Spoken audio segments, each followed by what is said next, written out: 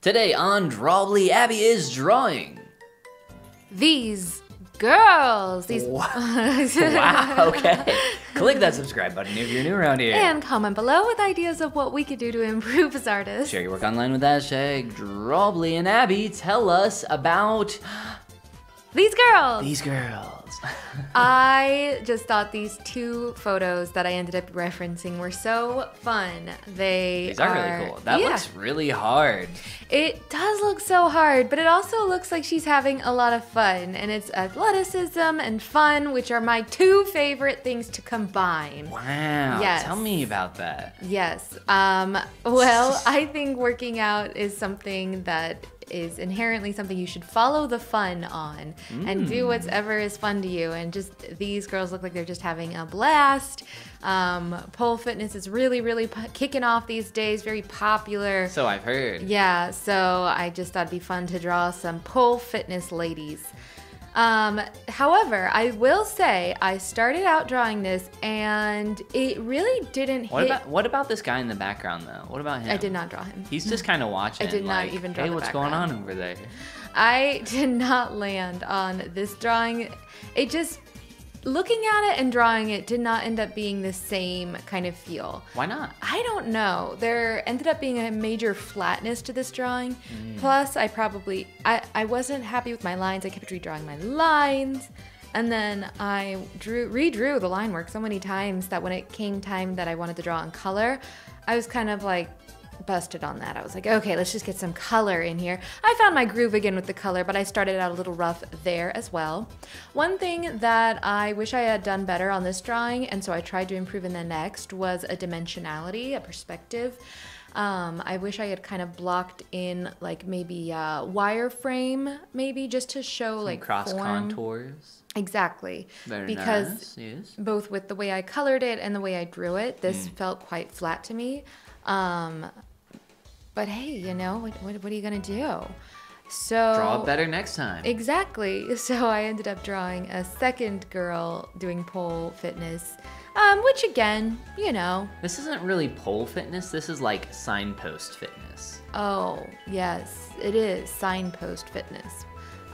Post fitness, yes. Post fitness, yeah. Yes, that sounds like a before and after thing though, like pre-fitness, post-fitness.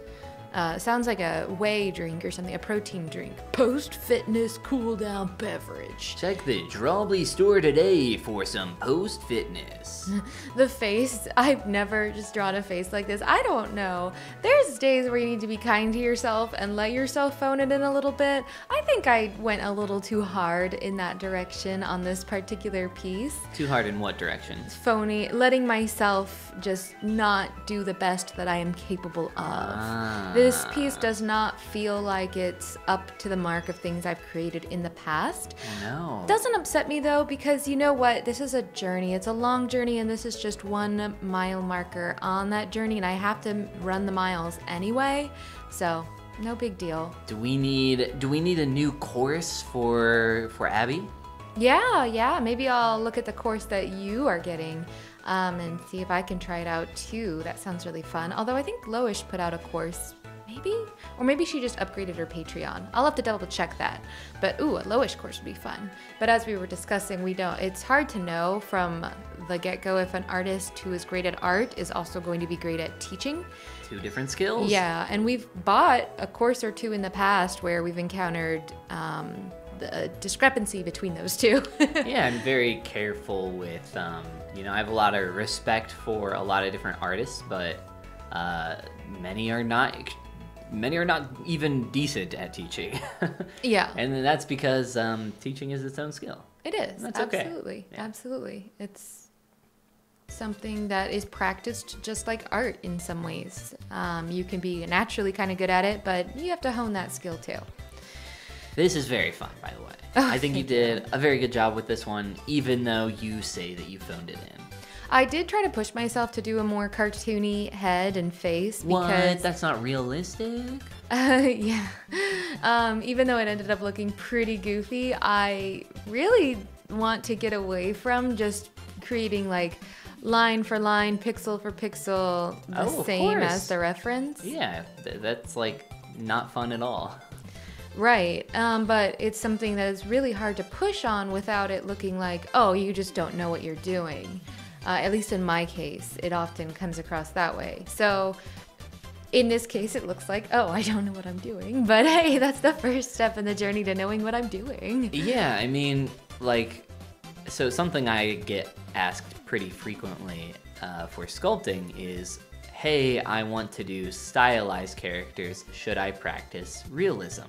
My answer is always, no. You should practice stylized characters in the style that you want. Mm-hmm. You should always practice exactly what you want to do.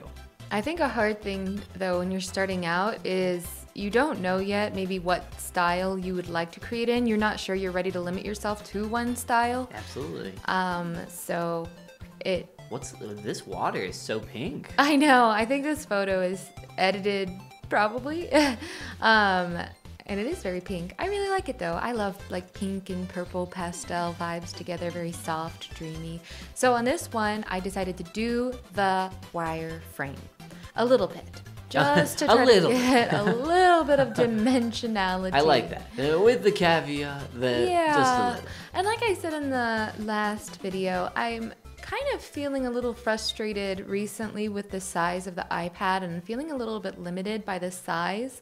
I know you can zoom in and all, but once you zoom in, even on a large canvas, a lot of my brushes seem to like maybe pixelate down slightly and don't give me like the same like up close texture that I would like them to have. So I'm just navigating that this week, and I'm gonna find some great ways to work with that and work around that and make it less of a stopping point. But so far, I'm still working on it. So if anybody has any good ideas on how to bring motion back in, I've used... Our resolution is, I think, as high as it possibly can be for Procreate, as long as you're using the big boy canvas that I created. I think you have your own name for it. Large in charge. Large in charge. That's pretty good. Yeah. Yes. So mine's the big boy. Yours is large in charge. And you can't go too large because then you can only have like very few layers and very few undos. Yeah. So Procreate limits you on the size that you can create. Oh, gotcha. Yeah. But maybe you just need, I don't know. In my opinion, it's not a huge deal if it's getting pixelated when you're working close up, because these are kind of small things that don't matter that much, and like, I think the bigger picture is more important. And in some ways that kind of forces us to focus on the bigger picture. That's a good point. It could be just pushing us in the direction that would be more beneficial to us, even if we are going in that direction, kicking and screaming. So question, did you go for the same cartoony style as the last one here for the face? You can't really see her face. Or for the head or whatever. In this one as well. So I locked in something fairly simple and to hint at it, but it's so like subdued and in shadow that after a few attempts at trying to do that in perspective and not hunting any reference for that, I just let it sit at a satisfactory point. Cartoony or not, it's there. I will say that I notice that you are using your little two-tone strategy here for your character's body, which is a big improvement over what we've done in the past. Yes, rather than trying to like match every tone at every part of the body, I've chosen a mid-tone, a shadow tone, and then a highlight tone, and I've stuck pretty religiously just to those three, which has been a huge benefit, and it has really helped me with one problem of making my work too muddy. So yeah, that was a really helpful tip and helpful workflow application that we adhered to recently. Yeah, and the face actually looks really good here, Thank even you. though it's just like a sliver. So one thing I do with this process is I have those, mid-shadow highlight, but I also have a warm terminator and a couple other things as well that I'm experimenting with. I actually mentioned to you recently that we should do like little mini tutorials for each other to share some of our knowledge and stuff that we've integrated into our own for stuff that we would like to teach the other person. That would be really fun. I'd love to hear what you've learned lately. Although I feel like we update each other pretty often here in these recordings. Yeah, but talking about it is different than actually practicing it. Wow, that looks awesome, and I love the texture in the background as well. Thank you, thank you. Yeah, and I just sat and created that in the morning with my coffee in one sitting, so that was nice too. Just an hour ago. Not long ago, actually, today. It was nice. If you want to be nice, hit that subscribe button. Wow, that was not forced at all. I had to bring it from somewhere. And comment below with some ideas of how we can improve as artists.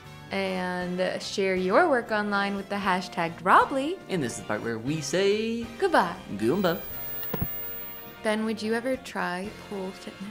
I love swimming. Yeah, absolutely. I am really good in particular at freestyle and breaststroke. Butterfly is like, in my opinion, I think butterfly is impossible. I've never seen a real human do it, other than Michael Phelps, but he's an alien, so. Good answer.